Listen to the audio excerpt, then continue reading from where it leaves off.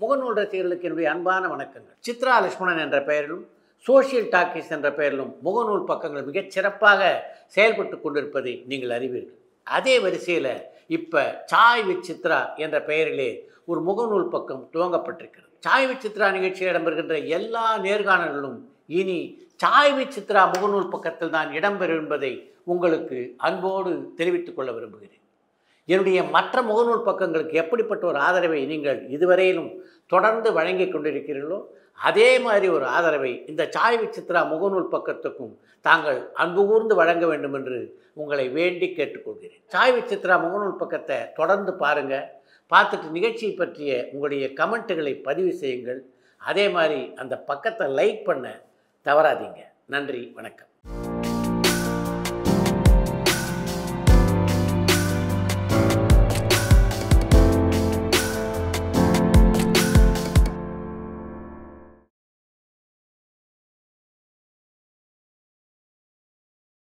செந்தில் கவுண்டமணி 2 பேரோட நடித்ததில் இன்னி வரைக்கும் உங்கள் நினைவில் நிற்கின்ற படம்னா எதை சொல்லுங்கள்? பகல் நிலவு சார். பகல் நிலவு வந்து கவுண்டமணி சார் மட்டும், அதில் ஐசரி வேலன் சார். அது வந்து மணிரத்னம் சாருடைய ஃபஸ்ட் மூவி அது. ஆனால் டைரக்ஷன் மேக்ஸிமம் வந்து மணி சார் வருவாங்க, சுபாஷ் தான் பண்ணார் நிறைய. அது வந்து எனக்கு காம்பினேஷன் தான் சுபாஷ் பண்ணார். ஆமாம், காம்பினேஷன். எங்களோட காம்பினேஷன்ஸ் எல்லாம் அந்த மலையாள ஹோட்டல் ஓனராக வருவார், நான் பிராமின் மாமியாக வருவேன். அது ஃபுல் அண்ட் ஃபுல் வந்து சுபாஷ் தான் பண்ணார். அதில் வந்து அந்த ரோல் எனக்கு ரொம்ப பிடிச்ச ரோல்.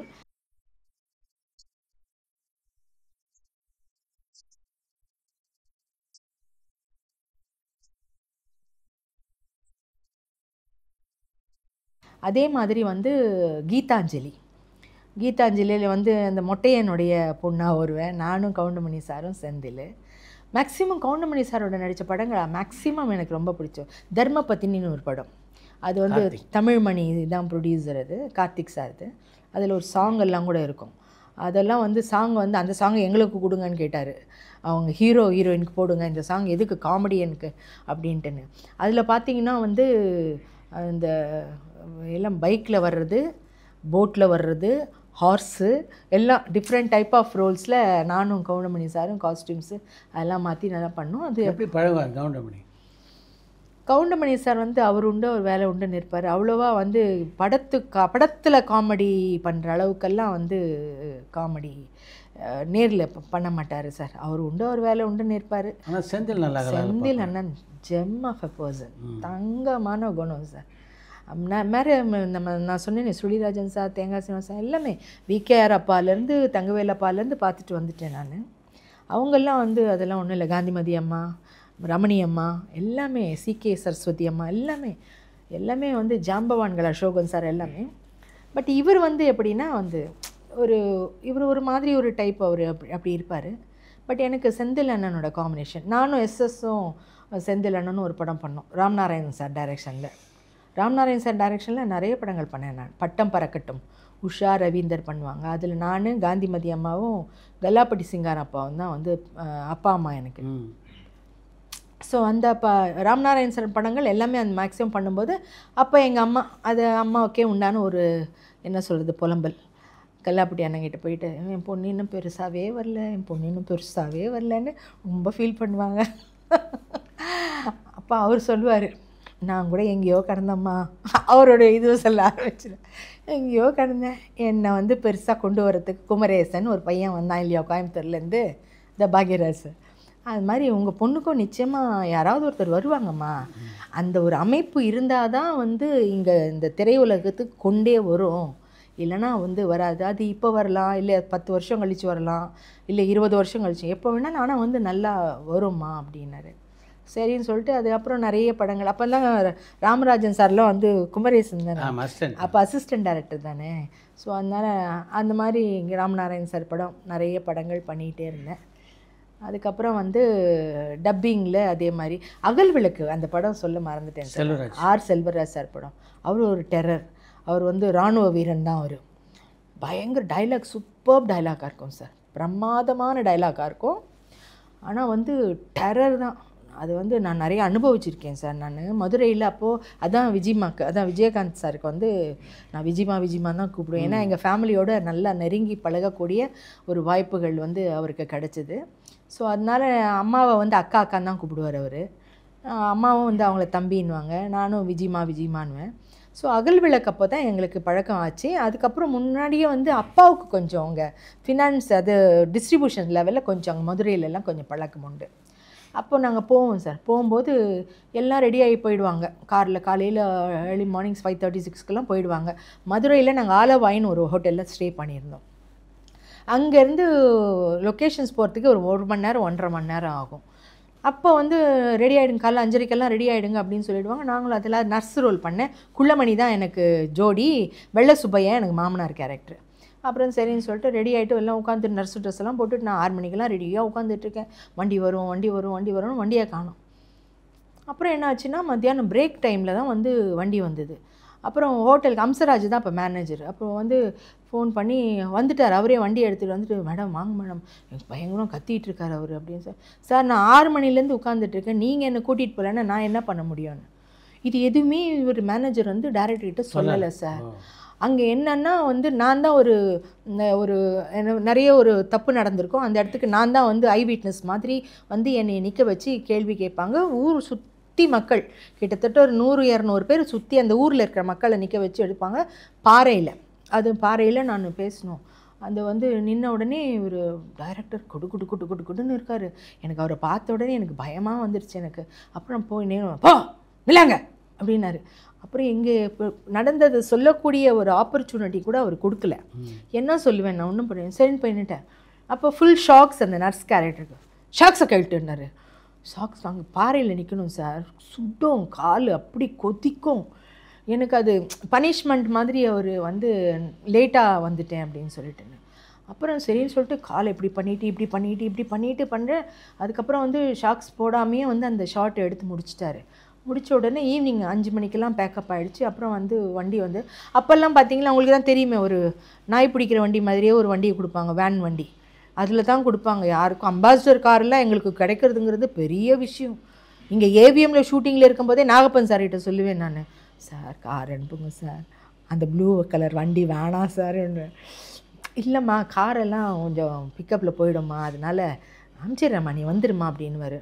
எனக்கு அந்த வண்டி அனுப்பிச்சாங்கன்னா நான் வெளியில் வந்து நின்றுக்கிட்டு பக்கத்தில் எங்கன்னா யாருன்னா பார்க்குறாங்களான்னு பார்ப்பேன். ஆமாம், ஆர்டிஸ்ட்னு ஒரு பெரிய வந்தா மாதிரி நினச்சிக்கிட்டு யாருன்னா பக்கத்து வீடு எதிர் வீடெலாம் பார்க்குறாங்களான்னு பார்த்துட்டு டக்குன்னு போய் அந்த வண்டியில் ஏறிட்டு ஷூட்டிங் அப்படி போவேன். ஸோ அந்த மாதிரி வண்டியில் தான் விஜிமாவும் வருவாங்க. ராவுத்தர் முன்னாடி ஏறி உட்காந்துப்பார், விஜிமா எங்கள் கூட உட்காந்துன்னு பின்னாடி சீட்டில் அந்த வேனில் தான் வருவோம். இந்த கால் நான் வெயிலில் நின்று பாருங்கள், காலெல்லாம் அப்படியே கொப்பளம் ஆகிடுச்சு. நைட்டு ரூமுக்கு சாயந்தரம் வந்து 7-8 மணிக்கு சேர்றேன், காலெல்லாம் அப்படி கொப்பளமாக ஆகிடுச்சு. அப்புறம் எங்கள் அம்மா என்னடி இது அப்படி, அம்மா வரல அன்றைக்கி ரூமில் தின்னுட்டாங்க. என்னடி இல்லைம்மா இந்த மாதிரின்னு. உண்மையிலே தப்பு இல்லையே நீ சொல்ல வேண்டியது தானே அப்படின்னாங்க. இல்லைம்மா அங்கே சொல்கிறதுக்கு உண்டான வாய்ப்புகள் இல்லைன்னு. அப்புறம் என்ன பண்ணார், நைட்டு ஒரு 8-8:30 மணிக்கு இருக்கும், செல்வராஜ் சார் ரூம்லேருந்து அசிஸ்டன்ட் டைரக்டர் வந்து, சார் உன்னை உங்களை கூப்பிட்றாரு அப்படின்னா. சரின்னு சொல்லிட்டு போனேன். அப்போது விஜயலக்ஷ்மி மேம் இருந்தாங்க. அப்போது அவங்க, அப்புறம் அவங்க அம்மா, அவங்க சிஸ்டரு, சார் எல்லோரும் இருந்தாங்க. ஏன் லேட் பண்ணேன் அப்போது அதான் சொல்கிறாரு, ஏன் லேட்டாக வந்தேன், ஏன் லேட் ஆச்சு உனக்கு அப்படின்னு. அப்போ தான் சொன்னேன், அழுதுட்டு நான் சொன்னேன், சார் நான் காலையில் 6 மணிலேருந்து நர்ஸு ட்ரெஸ்ஸை போட்டு வெயிட் பண்ணுறேன் சார், எனக்கு வந்து வண்டி வரவே இல்லை சார் அப்படின்னு. அப்படியா அம்சராஜ் உனக்கு வண்டி காலையில் அனுப்பலையான்னு. இல்லை சார் மத்தியானம் அவர் வந்து தான் சார் என்னை சாப்பாட்டு வண்டி வரும்போது என்னை கூட்டிகிட்டு வந்தார் அம்பாசிடரில் அப்படின்னு. அப்படியா, அது அங்கே சொல்லி தொலைய வேண்டியது தான், நான் மண்டு மாதிரி இருந்தேன் அப்படின்னா. சார் நீங்கள் பேசுறதுக்கு கோவமாக இருந்தீங்க சார், அப்போ நான் பேசினேன்னா இன்னும் உங்கள் கோவத்தை அதிகப்படுத்தும் சொல்லிவிட்டு நான் பேசலை சார், அதனால தான் சார், வேறு ஒன்றும் இல்லை அப்படின்னு. காலெல்லாம் வந்து கால் எப்படி இருக்கு உனக்குன்னு அப்போ தான் பார்த்தோன்னே அழுதுட்டார் சார். உண்மையிலே அழுதுட்டேன். சாரிம்மா எனக்கு வந்து இப்படி நடந்த மிஸ்டேக்ஸ் எனக்கு தெரியாது, அதனால் சாரி, தப்பாக எடுத்துக்காதம்மா. ஐயோ சார் அதெல்லாம் என்ன சார் பெரிய இடம், பரவாயில்ல சார் அதெல்லாம் ஒன்றும் இல்லை சார்ன்னு. அப்புறம் அன்றைக்கி நைட்டு என்ன அம்மாவை அப்புறம் அவங்க ஃபேமிலி எல்லோரும் சேர்ந்து நைட் டின்னர் வந்து ஸ்பெஷல் டின்னர் கொடுத்துட்டாரு எங்களுக்கு. ஸோ அது கொடுத்து உண்மையிலேயே அது பெரிய சந்தோஷமான ஒரு விஷயமா இருந்தது. அதுக்கப்புறம் வந்து பகவதிபுரம் ரயில்வே கேட்டு அந்த படத்தில் வந்து தியாகராஜன் சார் வில்லன், நான் வந்து அந்த ஒரு கிராமத்து பொண்ணு மாதிரி நல்ல ரோல் அது. அந்த ரோலில் வந்து எனக்கு வந்து நீ தான் பண்ணணும்னு சொல்லிட்டு என்னை கூப்பிட்டு அதில் தியாகராஜன் சாருக்கும் எனக்கும் பயங்கர ரேப்பிங் சீனெல்லாம் உண்டு. மாட்டு கொட்டகையில் போட்டு தள்ளி கிள்ளி விழுந்து அதெல்லாம். தியாகராஜன் சாரும் நல்ல ஆர்டிஸ்ட்டு சார். அவரும் வந்து ரொம்ப கோஆப்ரேட் பண்ணி அம்மா இந்த மாதிரி பண்ணுறேன்டா, இப்படி பண்ணிக்கோடா அப்படி பண்ணிக்கோடான்னு. அதெல்லாம் ஓகே சார். ஸோ அந்த ஞாபகம் வச்சுட்டு இருந்து அவர் எனக்கு பகவதிபுரம் ரயில்வே கேட்லேயும் வந்து வாய்ப்புகள் கொடுத்தாரு. அது உண்மையிலேயே மறக்க முடியாத ஒரு விஷயம். பகவதிபுரம் ரயில்வே கேட் பண்ணும்போது இந்த ஸ்டேஜ் சொன்னேன் இல்லைங்களா சார், நான் அப்போ வந்து டெல்லி சாரும் வெளியில் வந்துட்டாருன்னு சொன்னேன். அப்போ பார்த்தீங்கன்னா உங்களுக்கு சகலகலாவல்லவன் ஷூட்டிங்லாம் முடிஞ்சு ஏவிஎம்மில் டப்பிங்கு. ரவீந்திரனுக்கு டெல்லி கணேஷ் சார் தான் வாய்ஸ் டப்பிங்கு. அப்போ நான் என் கேரக்டர் டப்பிங் பேச போயிருந்தேன். அப்போது டெல்லி கணேஷ் சார் வந்து ஸ்ரீலேகா இந்த மாதிரி நான் வந்து சொந்தமாக நாடகம் ஆரம்பிக்கலான்னு இருக்கேன், நீங்கள் நடிக்கிறீங்களா அப்படின்னாங்க. நான் எனக்கு நாடகமே வேணான்னு விட்டுட்டேன். ஐயோ எனக்கு ஷூட்டிங் தான் சார் முக்கியம், ஸ்டேஜுக்கு வந்தால் அப்புறம் உங்களுக்கு ப்ராப்ளம் ஆகிடும் சார், ஏற்கனவே எனக்கு ஒரு அனுபவம் இருக்குது, வேணாம் சார், சும்மா யாருன்னா வரலன்னா சப்ஸ்டியூட்டு கூப்பிடுங்க, நான் வந்து நடித்து கொடுக்குறேன்னு. இல்லை எனக்கும் தெரியுமா, ஏன்னா நானும் படங்கள் நிறைய பண்ணிகிட்ருக்கேன், அதனால் உங்களுக்கு படங்கள் வந்துச்சுன்னா நீங்கள் சொல்லிவிடுங்க, நான் டேட் தள்ளி வாங்கிக்கிறேன் அப்படின்னாரு. அப்போ நான் சொன்னேன், இல்லை சார் தப்பாக எடுத்துக்காதீங்க, எனக்கு வந்து நடிக்கிறதுக்கு விருப்பம் இல்லை ஸ்டேஜ் பண்ணுறது. அந்த கதையை சொல்லுவார் சார். பால் மாறாமல் இந்த மீண்டும் சுப்பிரபாதம், அதுதான் ஃபஸ்ட்டு ட்ராமா, ஓம் கணேஷ் கிரியேஷன்ஸ் மீண்டும் சுப்பிரபாதம். பால் மாறாமல் என்னை பார்க்கும்போதெல்லாம் கதை சொல்லுவார். அப்போ நாங்கள் சாலி கிராமத்தில் இருந்தோம் சார். டப்பிங் முடிஞ்ச உடனே நேராக வீட்டுக்கு வந்துடுவார். வீட்டுக்கு வந்து எங்கள் அப்பா அம்மா கிட்டெல்லாம் சொல்லி இது மாதிரி பண்ண சொல்லுங்கள், நல்ல ரோல் இது, சூப்பர் ரோல் அப்படின்னு சொல்லி அப்புறம் அவங்கள வந்தும்மா அவர் கேட்குறாரம்மா பண்ணேம்மா அப்படின்னு அப்புறம் பண்ணேன். அதில் தான் எனக்கு பெஸ்ட் ஆக்ட்ரஸ் அவார்டு எனக்கு கிடச்சிது. ஸோ அந்த ஒரு அனுபவம். அது வந்து சபா நாடகம் வந்து சபாக்கள் எல்லாம் பார்க்குறதுக்கு மியூசிக் அகாடமியில் ஒரு டேட்டு. அந்த டேட் அப்போ பார்த்திங்கன்னா எல்லா சபா மெம்பர்ஸும் வந்து பார்த்து நிறைய டேட் கொடுப்பாங்க. அப்படி வந்து பார்க்குற நேரத்தில் நான் கரூரில் மாட்டிக்கிட்டேன், பகவதிபுரம் ரயில்வே கேட்டில் அந்த படத்துக்கு. அப்போ வந்து டெல்லி கணேஷ் சார், ஐயோ இங்கே நாளைக்கு ட்ராமா வச்சுமா, வந்துடுவேமா சார், மேக்ஸிமம் வந்துடுவேன் சார், கண்டிப்பாக வந்துடுவேன் சார், நீங்கள் பயப்படாதீங்க சார் அப்படின்னு. இங்கே பார்க்குறேன், எங்கள் டைரக்டர்கிட்ட கேட்குறேன், இல்லைம்மா போயிடலாமா, இது மத்தியானம் அனுப்பிச்சிடுறேம்மா, இப்படி அனுப்பிச்சிடுறேன், இப்படியே சொல்லிட்டு இருக்காரு. அடுத்த நாள் வந்து காலையில் நான் தவிக்கிறேன், ஐயோ நான் சாயந்தரம் நாடகம். அப்புறம் பார்த்தா அதுக்கப்புறம் வந்து 11 மணி என்னமோ இருக்கும் சார், நீங்கள் போம்மா போயிட்டு வா அப்படின்னு சொன்னார். அப்புறம் பார்த்தா ட்ரெயின் டிக்கெட்டெல்லாம் அப்போ கிடைக்கிறதுக்கு வாய்ப்பு இல்லை, பஸ்ஸில் ஏறணும் சார். நானும் அம்மாவும் தான், அம்மா கூட வந்திருந்தாங்க. நானும் அம்மாவும் ஏறி பஸ்ஸில் வந்துக்கிட்டே இருக்கிறோம். கொஞ்சம் தூரம் வந்த உடனே அந்த பஸ்ஸு பஞ்சர் ஆகிடுச்சு. சினிமா மாதிரி. ஆமாம் சார், எனக்கு கை காலெல்லாம் நடுங்க ஆரம்பிச்சிருச்சு. அப்போ இந்த செல்லு வசதி இல்லைங்கிறதுனால என்னால் டக்குன்னு கம்யூனிகேஷன்ஸ் கொடுக்க முடியல. அப்புறம் வந்து வேறு ஒரு பஸ்ஸுக்காக வெயிட் பண்ணி, எல்லாமே அந்த பஸ்ஸில் இந்த அத்தனை பேசஞ்சர்ஸும் இறங்கிட்டு வேறு ஒரு பஸ்ஸுக்காக வெயிட் பண்ணுறாங்க. அந்த பஸ்ஸு பார்த்திங்கன்னா ஃபுல்லாக வருது, எப்படி ஏறுறதுன்னு தெரியல. நான் சொன்னேன், அம்மா இடம் கிடைக்கலாம், பரவாயில்ல நின்றுட்டாவது போயிடுவோம்னு சொல்லிட்டு 2 பேரும் மட்டும் ஏறிட்டு அப்புறம் வந்து இந்த கிருஷ்ணவேணி தியேட்டர்கிட்ட தான் இறங்கி, அப்புறம் அங்கேருந்து ஒரு ஃபோன் பப்ளிக் பூத்துலேருந்து அப்பாவுக்கு ஃபோன் பண்ணி, அப்பா நீங்கள் இந்த மாதிரி ட்ரெஸ் எல்லாம் எடுத்துகிட்டு மியூசிக் அகாடமி வந்துருங்கன்னு சொல்லிவிட்டு அப்புறம் இங்கேருந்து நாங்கள் ஒரு ஆட்டோ பிடிச்சிட்டு நேராக போயிட்டோம். அப்போ நம்ம செல்லப்பா சார் இருந்தார், குமுதம், அவர் தான் நாடகத்தை விட ஸ்ரீலேகாவின் வரவுக்காகத்தான் பரபரப்பாக இருந்தது, ஸ்ரீலேகாவுக்காக அழுதார் டெல்லி கணேஷ் அப்படின்னு பெரிய டைட்டில் கொடுத்து அதில் எழுதிட்டார் அப்படின்னு சொல்லிட்டு ரொம்ப. அதுக்கப்புறம் வந்து சேர்ந்துட்டேன். அதுக்கப்புறம் ட்ராமா நல்லபடியாக நடந்து முடிஞ்சுது. அதுக்கப்புறம் வந்து நிறைய ஊர்களுக்கு போனோம், எல்லா ஊர்களுக்கும் மேக்ஸிமம் போனோம். எனக்கு ஒரு பிரதர் மாதிரி தான் டெல்லி கணேஷ். அது ரொம்ப அவ்வளோ ஒரு அஃபெக்ஷனாக நல்லபடியாக பார்த்து நல்லா நடந்துப்பார் சார். எனக்கு அந்த நாடக அனுபவத்தில் அது ஒரு இம்பார்ட்டண்ட்டாக இருந்தது சார். எவ்வளோ மிஸ் பண்ணுறீங்க அவரை? ரொம்ப சார், அது சொல்கிறதுக்கு வார்த்தைகளே இல்லை. அவர் இருக்கிற இடம்னா அந்த இடம் வந்து அப்படி ஒரு காமெடியாக இருக்கும். நாங்கள் ட்ரெயினில் போகும்போது பார்த்திங்கன்னா மன்னி வந்து என்ன பண்ணுவான், மன்னி என்ன கேட்பான்னா, லேக்கா நீ ரொம்ப ஸ்பஷ்டமாக டைலாக் இது பிராமின் வேர்டு எல்லாம் பேசுகிற, அண்ணாக்கு வரலையே அப்படின்னு. எங்கள் ஊர் இப்போ பிள்ளையார் கோயில் குருக்களே நீங்கள் கேட்டார், மேடம் நீங்கள் வந்து ஐயங்காரானார். சார் நான் அதெல்லாம் இல்லை சார், நார்மல் சார். நான் இல்லை நீங்கள் நல்லா பேசுகிறேளே அப்படின்னா. நான் சொன்னேன், நான் பழகின அத்தனையுமே வந்து ட்ரூப்ஸ் அத்தனையுமே வந்து அவங்க தான், அதனால் வந்து எனக்கு வந்தது இல்லை மன்னி, எனக்கு எல்லாரோட பழகி அண்ணா எல்லாரோட பழகி வந்துடுது மன்னி அப்படின்வேன் நான். மன்னி வந்து பெரிய சம்பளத்தில் வந்து தயிர் சாதம், சப்பாத்தி, தக்காளி தொக்கு எல்லாம் கொட்டு. அந்த ட்ரெயினில் போகும்போது பயங்கர பட்டு ஜாலியாக இருக்கும் சார். அந்த மாதிரி ஒரு ஜாலியை வந்து இந்த நிமிஷம் வரைக்கும் நான் எந்த ட்ரூப்லேயும் அனுபவிக்கலை. போகும்போதே சொல்லிகிட்டே போவார் சார். அவருடைய ஆர்மியில் என்னென்ன நடந்தது, என்னென்ன ட்ராமாவில் இவர் ஜோக் பண்ணார். அவர் இருக்கிற இடமே அப்படி ஒரு கலகலப்புக்கு. காமெடி ஆர்டிஸ்ட்டுகள் இருந்தால் கூட அந்த மாதிரி இருக்குமான்னு சொல்ல முடியாது. இவர் அப்படி வச்சுப்பார். எல்லாருமே ஷூட்டிங் ஸ்பாட்டுக்கு போயிட்டு டெல்லி கணேஷ் சார் அங்கே அந்த ஷூட்டிங்கில் இருக்காருன்னா, டெல்லி சார் வரலையா, டெல்லி சார் வரலையா, டெல்லி சார் வரலையான்னு தான் எல்லாருமே கேட்பாங்க சார். ஸோ அந்த இடத்த அப்படி வச்சுப்பார். ஒரு தடவை என்ன பண்ணிட்டாரு, ட்ரெயினில் நாங்கள் போயிட்டே இருக்கிறோம். அப்போ வந்து லேக்கா இங்கே வான்னாரு. என்னங்க சார் என்ன, இப்போ நீ யாரோ நான் யாரோ. அப்போ இந்த தூர்தர்ஷன்லாம் அவ்வளோவா இல்லை சார்.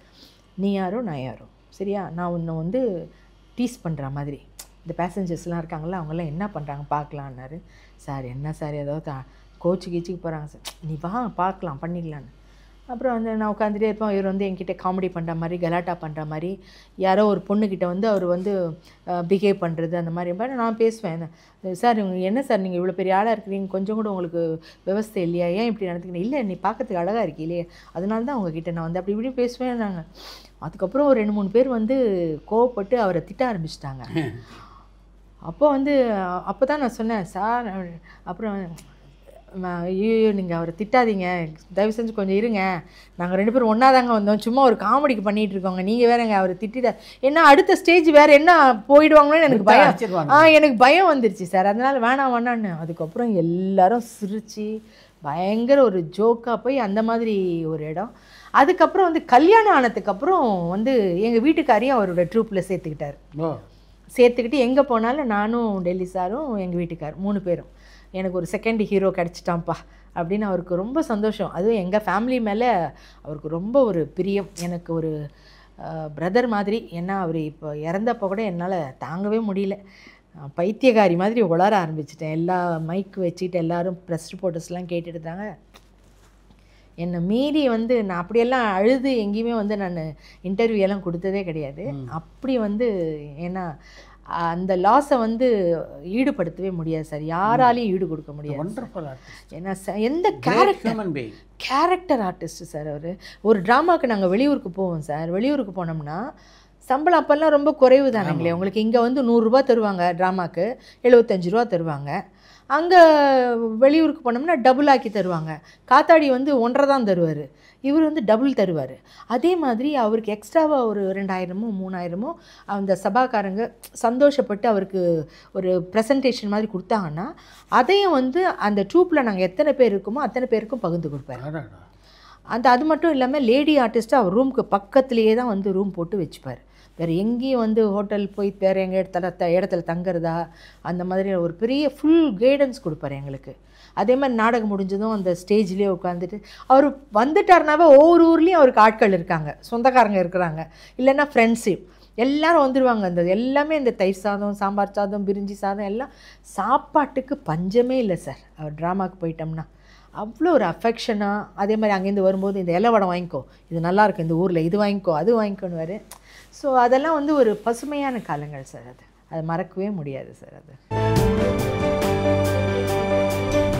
விஜயகாந்த் உங்களுக்கு ரொம்ப நெருக்கமானவர் அப்படின்னு சொன்னீங்க. எந்த காலகட்டத்தில் எப்படி விஜயகாந்தோட அப்படி ஒரு நெருக்கம் வந்து? அகல் விளக்கு படம் சார். அகல் விளக்கு படம் பண்ணும்போது அப்போ வந்து ஷோபா ஹீரோயின் பண்ணாங்க. அடுத்த நாள் வந்து சாங் ஷூட்டிங்கு, இந்த ஏதோ நினைவுகள் அந்த சாங் ஷூட்டிங்கு. விஜயமாவுக்கு வந்து ஃபைட்டில் பின்னி எடுத்துடுவார். சாங்கெல்லாம் சுத்தமாக ஆக்டிங் கூட அப்போ வந்து அவருக்கு. ஆமாம், ஏதோ நினைவுகள் கனவுகள் மனதிலே மலருதே. நாங்கள் எல்லோரும் சேர்ந்து எங்கள் ஃபேமிலியில் இருக்க அத்தனை மெம்பர்ஸும் விஜயமாவும் எல்லாம் சேர்ந்து ஒன்றா போய் தான் கிருஷ்ணா தியேட்டரில் சட்டம் ஒரு இருட்டறை படம் பார்த்தோம். எந்த காலகட்டத்தில் படங்களுக்கு பின்னணி குரல் கொடுக்காரு? அதுவும் அகல் விளக்கு தான் சார். அப்போ நான் என்னுடைய கேரக்டர் டப்பிங் முடிச்சுட்டு நான் வெளியில் வரும்போது அந்த இன்ஜினியர் கோபாலகிருஷ்ணன் சார் அவர் வந்து அம்மா வந்து நீ டப்பிங் பேசுவியாம்மா அப்படின்னு கேட்டார். நீங்கள் டப்பிங் பேசுறது எது ரொம்ப கஷ்டப்பட்டு நீங்கள் பேச? விஜயசாந்திக்கு பேசுறது தான் சார் ரொம்ப ஸ்ட்ரெயின் சார். ஏன்னா அவங்க எல்லா படம் விஜயசாந்திக்கும் மாலாஸ்ரீக்கும் கன்னடா ஆர்டிஸ்ட் மாலாஸ்ரீ.